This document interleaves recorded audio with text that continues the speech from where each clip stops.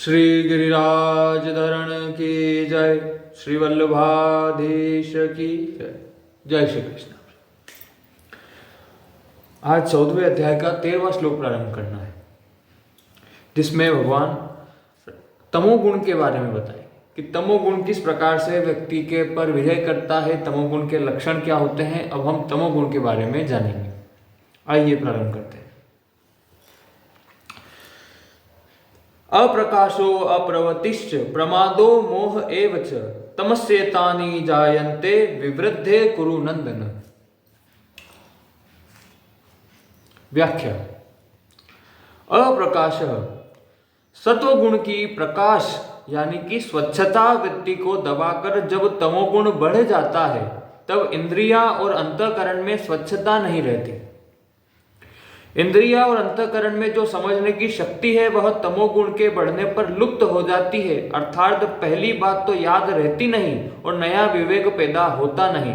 इस वृत्ति को यहाँ अप्रकाश कहकर इसका सत्वगुण की वृत्ति प्रकाश के साथ विरोध बताया गया कि तमोगुण का सबसे पहला और सबसे प्रमुख लक्षण ही यह है क्या कि वो व्यक्ति की बुद्धि उसके विवेक को ढक देता है।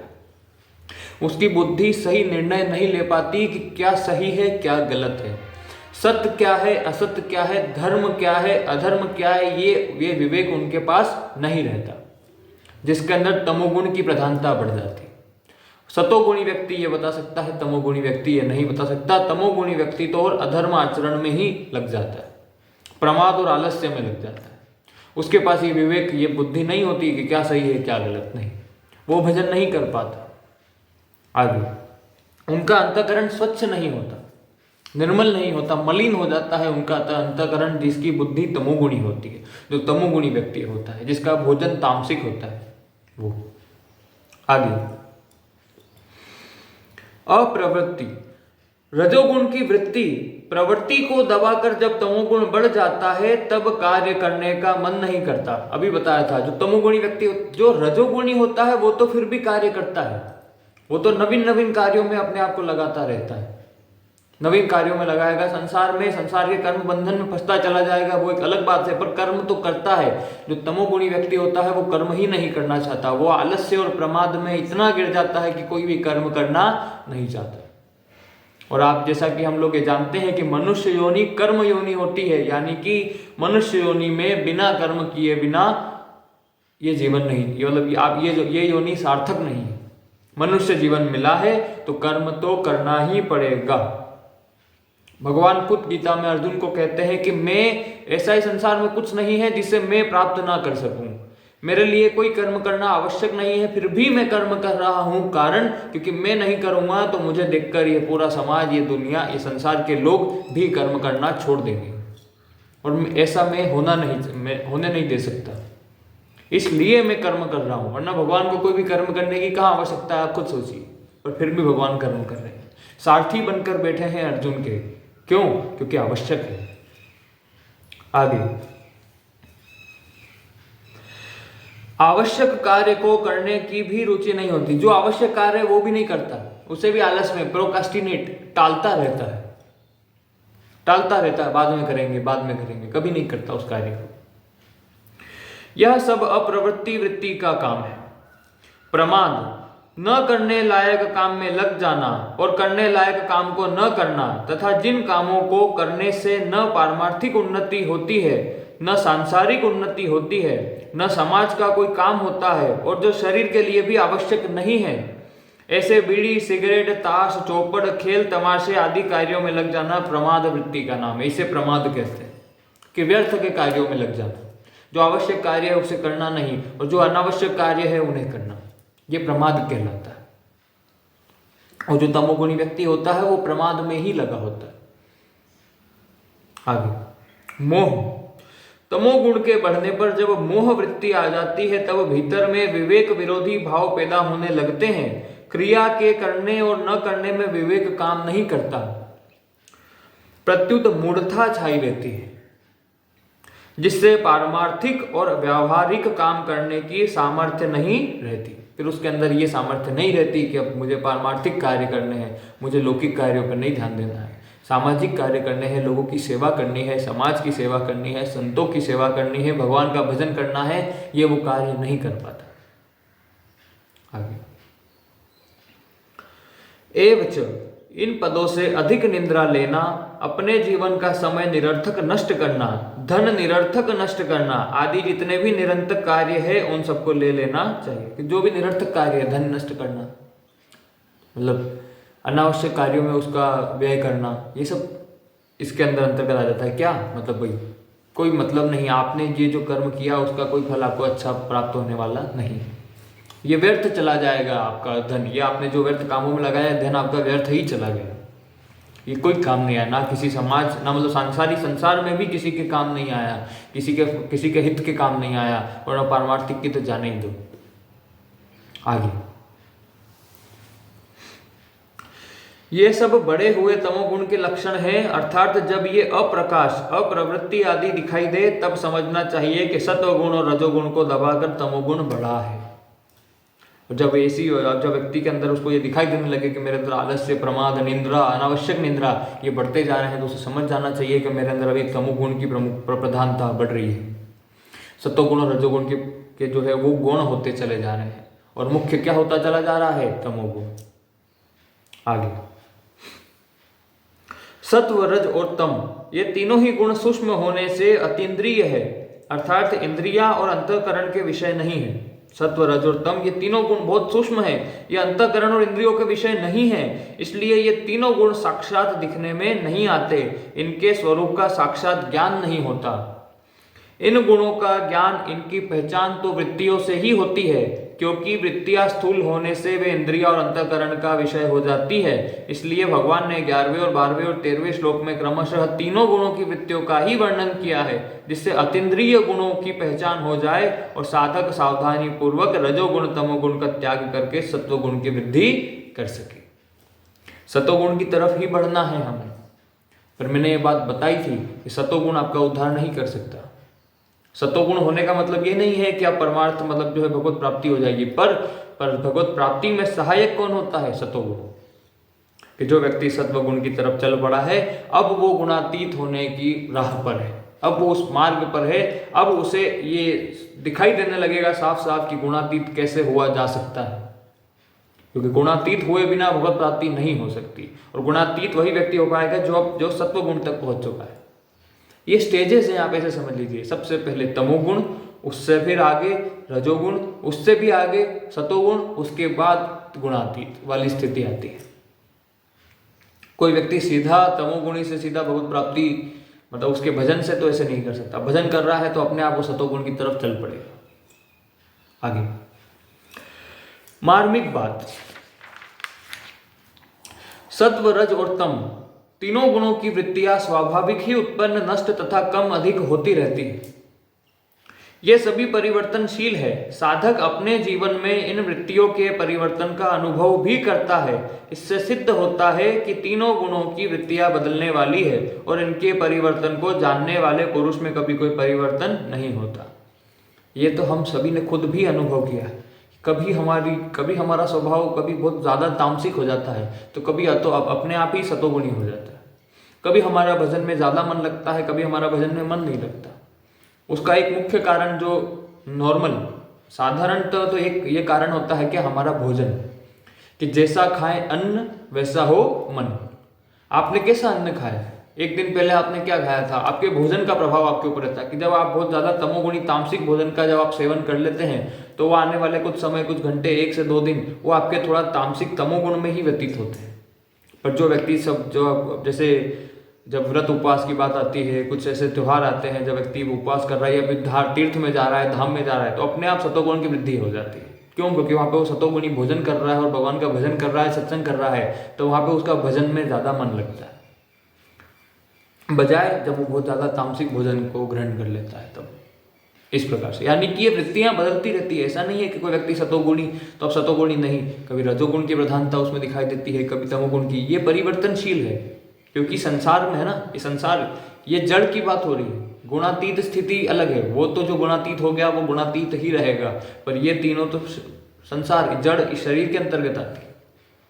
प्रकृति के अंतर्गत आती है, पुरुष के नहीं। और प्रकृति परिवर्तनशील है, तो प्रकृति से बने ये तीनों गुण सत्य, रज और तम, ये तीनों भी परिवर्तनशील है, ये भी परिवर्तित होते रहेंगे।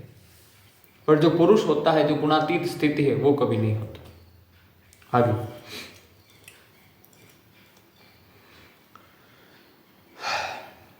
क्या कहना चाह रहे हैं भगवान, चलिए देखते हैं। तीनों गुणों की वृत्तियां दृश्य है और पुरुष इनको देखने वाला होने से दृष्टा है। जो पुरुष है वो देख रहा है। आज मैं देख रहा हूं कि इस शरीर के अंदर क्या परिवर्तन आ रहे हैं। कभी ये सतोगुणी हो रहा है, कभी इस मन के अंदर क्या परिवर्तन आ रहे हैं, कभी सतोगुणी है, कभी रजोगुणी है, कभी तमोगुणी है। इसका दृष्टा साक्षी कौन है? मैं हूं, मैं देख रहा हूं। क्योंकि ये परिवर्तन मेरे अंदर नहीं आए, क्योंकि मैं तो अविनाशी का स्वरूप हूं, मैं उनका अंश हूं। मेरे अंदर ये मेरी स्थिति गुणातीत ही है, पर ये मेरे मन की नहीं है। जब मेरा इनसे संबंध हट जाता है और जब मैं अपने वास्तविक स्वरूप का, जब मुझे बोध हो जाता है कि मैं ये शरीर नहीं हूं, तब वास्तव में भगवत प्राप्ति के मार्ग पर, मतलब भगवत प्राप्ति हो गई, आप ये समझ लीजिए। उसके बाद यही हमारा लक्ष्य है और इसी मार्ग पर इस तरीके से हमको चलना है। आइए, दृष्टा दृश्य से सर्वथा भिन्न होता है, यह नियम है। और ये बात तो हम भी जानते हैं ना, दृष्टा और दृश्य दोनों अलग अलग होते हैं। एक होता है देखने वाला और एक जो दिख रहा है, वो जो वस्तु हमें दिखाई दे रही है वो दृश्य है और उसको देखने वाला दृष्टा होता है। तो मैं दृष्टा हूं, पुरुष दृष्टा है किसका? प्रकृति का। वो प्रकृति को देख रहा है निरंतर परिवर्तित होते हुए कि वो बदल रही है।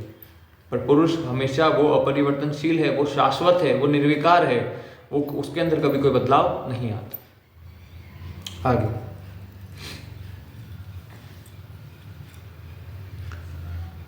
दृश्य की तरफ दृष्टि होने से ही दृष्टा संज्ञा होती है। दृश्य पर दृष्टि न रहने पर दृष्टा संज्ञा रहित रहता है। भूल यह होती है कि दृश्य को अपने में आरोपित करके वह मैं कामी हूं, मैं क्रोधी हूं आदि मान लेता है। उससे भूल क्या हो जाती है कि वो अपने आप को, वो दृश्य यानी शरीर से संबंध मान लिया। अब वो बोलता है कि मैं कामी पुरुष हूँ, मैं क्रोधी हूँ, मैं ऐसा हूँ, मैं वैसा हूँ। तू नहीं है, तेरा ये अंतःकरण, ये तमोगुण और इनके प्रभाव से मलिन हो गया, इस वजह से अब ये ऐसा हो चुका है। आप ऐसे कभी नहीं थे। आप तो गुणातीत ही हो, पर आप अपने स्वरूप को जान नहीं पा रहे, आपको बोध हो नहीं पा रहा। भगवान का भजन आपको सहायता करता है ये बोध करवाने। और जब आपको ये बोध हो जाता है, जिसे ब्रह्म बोध भी कहते हैं, उसके बाद व्यक्ति गुणातीत हो जाता है। फिर उसके अंदर ये विकार नहीं रहते। आगे,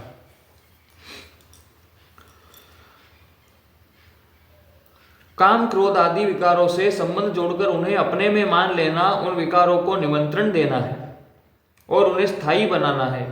मनुष्य भूल से क्रोध आने के समय क्रोध को उचित समझता है और कहता है कि यह तो सभी को आता है, और अन्य समय मेरा क्रोधी स्वभाव है ऐसा भाव रखता है। इस प्रकार मैं क्रोधी हूं ऐसा मान लेने से वह क्रोध अहंता में बैठ जाता है। फिर क्रोध रूप विकार से छूटना कठिन हो जाता है। यही कारण है कि साधक प्रयत्न करने पर भी क्रोध आदि विकारों को दूर नहीं कर पाता और उनसे अपनी हार मान लेता है। अब जिसने ये मान लिया कि मैं क्रोधी हूं, अब उसके लिए इसे छोड़ पाना बड़ा मुश्किल होगा। आपको मैं एक उदाहरण देता हूं। उदाहरण कुछ इस प्रकार है। एक किताब है, नॉवल है, उसका नाम है एटॉमिक हैबिट्स। उसके अंदर ये बात आई थी, तो मैंने वहाँ पढ़ा था कि किसी व्यक्ति को अगर स्मोकिंग छोड़ना है, धूम्रपान को छोड़ना है, तो अब वहाँ पे आप दो व्यक्ति है, दोनों ने धूम्रपान छोड़ दिया है।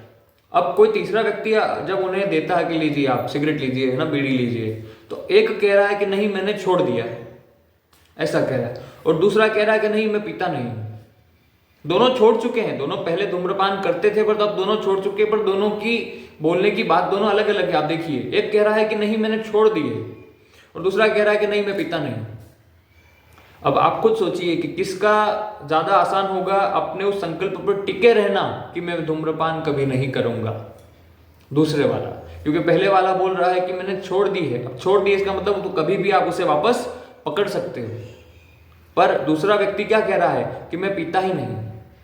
अब जिसने अपने अंदर ये स्वीकार कर लिया कि मैं धूम्रपान करता ही नहीं हूं, मैं ऐसा व्यक्ति ही नहीं हूं, उसके लिए ज्यादा आसान होगा उस संकल्प पर टिके रहना कि मैं कभी धूम्रपान नहीं करूंगा। पर अब जो व्यक्ति है जो ये कह रहा है कि मैं छोड़ चुका हूं, उसके लिए ये कठिन हो जाएगा, क्योंकि उसे जब जब वो दिखाई देगी तो उसके अंदर वो तलब वो जागेगी, क्योंकि मैंने छोड़ तो दिए पर आज एक बार ले लूं क्या, चलो आज करके देख लेता हूं, इस प्रकार से। यानी हम क्या मानते हैं, अपने मन में क्या स्वीकार करते हैं, इसका बहुत गहरा प्रभाव पड़ता है हमारे ऊपर। आप जैसा मानोगे आप वैसे बन जाओगे। क्या मानते हैं हम लोग कि मैं भगवान का भक्त हूँ या फिर मैं कैसा पुरुष हूँ, कैसा?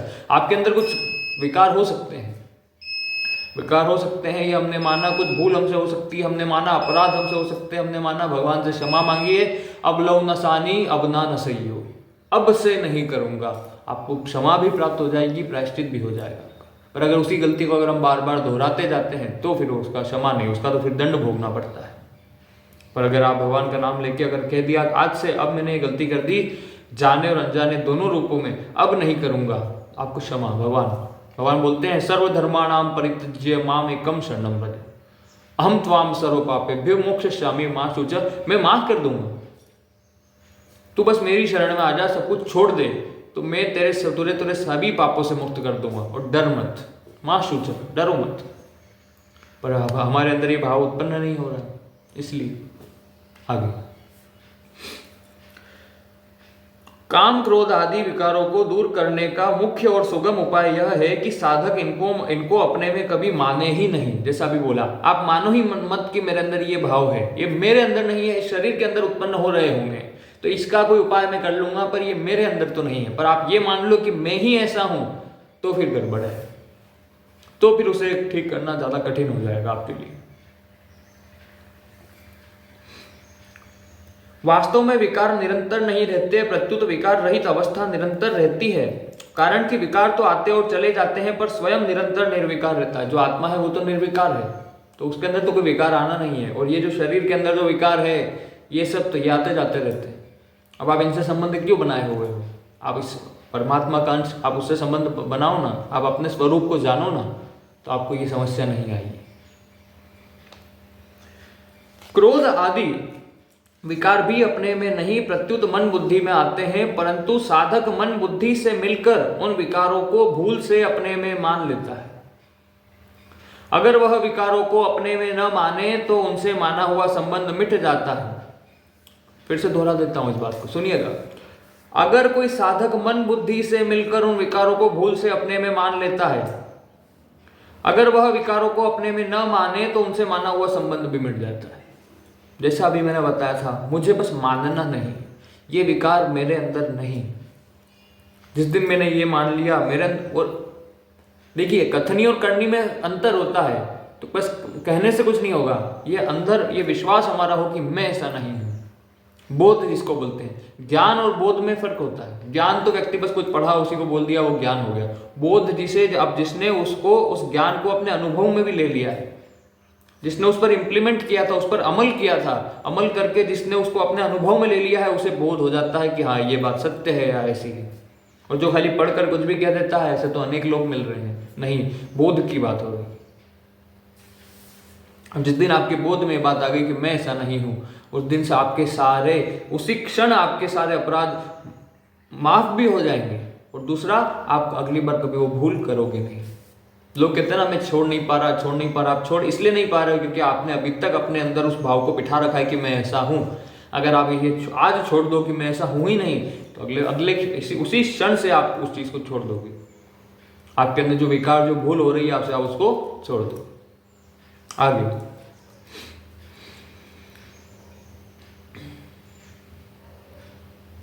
फिर विकारों को दूर करना नहीं पड़ता, प्रत्युत वे अपने आप ही दूर हो जाते हैं। जैसे क्रोध के आने पर साधक ऐसा विचार करे कि मैं तो वही हूं, मैं आने जाने वाले क्रोध से कभी मिल सकता ही नहीं। ऐसा विचार दृढ़ होने पर क्रोध का वेग कम हो जाएगा और वह पहले की अपेक्षा कम बार आएगा, फिर अंत में वह सर्वथा दूर हो जाएगा।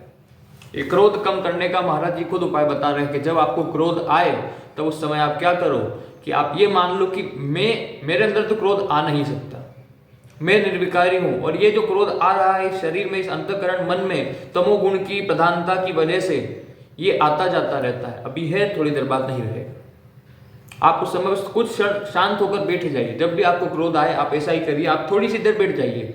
मतलब जो रिएक्शन का आपका टाइम है, क्रोध आते ही व्यक्ति तुरंत रिएक्ट करता है, बस आप वो जो रिएक्शन का जो टाइम है कि आप रिएक्ट कर रहे हो, उसे आप थोड़ा सा समय दे दीजिए। 1 मिनट के लिए 1 मिनट का समय दे दीजिए कि जो भी बात होगी मैं 1 मिनट के बाद रिएक्ट करूंगा। आप देखोगे आप उस समय आपका क्रोध शांत हो जाए।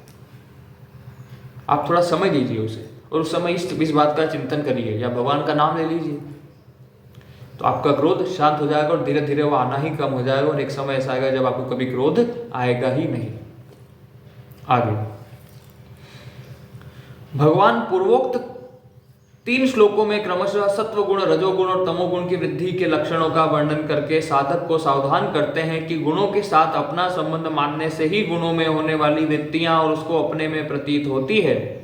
वास्तव में साधक का इनके साथ किंचित मात्र भी संबंध नहीं है। जैसा मैंने बताया था, इन गुणों से हमारा मेरा कोई संबंध नहीं। संबंध इस संसार का है, प्रकृति का है, प्रकृति का अंश मैं नहीं हूं, शरीर है, शरीर इसी प्रकृति में मिल जाएगा। ये भाव हमारे अंदर होना चाहिए हर समय, तो आपसे कभी ये भूल होगी नहीं, आप इन विकारों को स्वीकार नहीं करोगे। आगे गुण एवं गुणों की वृत्तियां प्रकृति का कार्य होने से परिवर्तनशील है और स्वयं पुरुष परमात्मा का अंश होने से अपरिवर्तनशील है।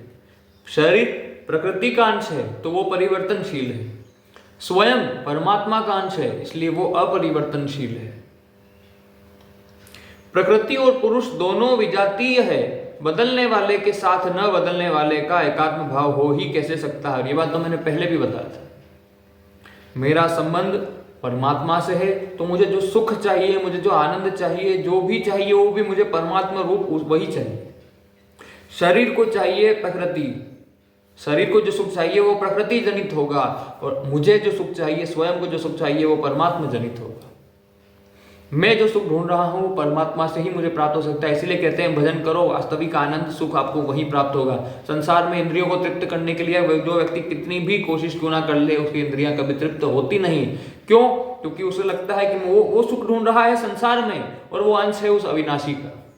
आप संसार में कितना ही सुख ढूंढ के देख लो, आपको नहीं प्राप्त हो पाए, नहीं हो पाए, क्योंकि आप गलत दिशा में जा रहे हो। आपको जिस सुख की तलाश है वो सुख संसार में है ही नहीं, वो परमात्मा के पास है। अब आप उस तरफ चलो, आपको तुरंत प्राप्त हो जाएगा और आप तृप्त हो जाओगे, फिर आपका कभी संसार की तरफ मन नहीं लगेगा। आगे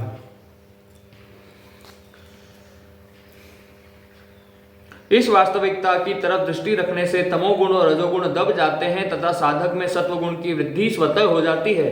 सत्वगुण में भोग बुद्धि होने से अर्थात उससे होने वाले सुख में राग होने से यह सत्वगुण भी गुणातीत होने में बाधा उत्पन्न करता है। अतः साधक को सत्वगुण से उत्पन्न सुख का भी उपभोग नहीं करना चाहिए। अब ये भी बताया था क्या कि जब व्यक्ति सतोगुणी हो जाता है तो सतोगुणी होने पर उसे 2 चीजें प्राप्त होती है, सुख और ज्ञान। हालांकि ज्ञान से ही सुख ही प्राप्त हो रहा है, तो अब मूलतः आप सुख ले लीजिए।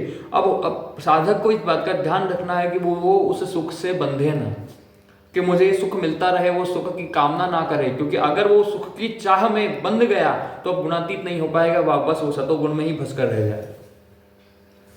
और हो सकता है फिर क्या, अब उस सुख के कारण उसके अंदर जो है मान बढ़ जाए, और मान बढ़ने के कारण फिर से वो उसका पतन होकर फिर से वो नीचे गिर जाए। इसलिए सतोगुणी होने पर भी साधक को इस बात का विशेष ध्यान रखना चाहिए, क्या कि मुझे इस सुख से, इन चीजों से प्राप्त होने वाली सुख या फिर परमात्मा, जो व्यक्ति परमार्थ के मार्ग पर चलता है तो जो सिद्धियां प्राप्त हो रही है उन सिद्धियों से वो व्यक्ति बंधे ना, उनका उपभोग ना करे।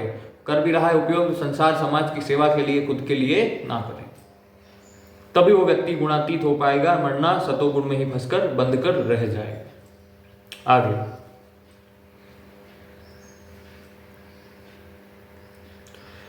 तो अतः साधक को सत्वगुण से उत्पन्न सुख का भी उपभोग नहीं करना चाहिए। सात्विक सुख का उपभोग करना रजोगुण अंश है। जो सात्विक सुख का उपभोग कर रहा है वो भी रजोगुण का अंश हुआ, क्योंकि संग हो गया।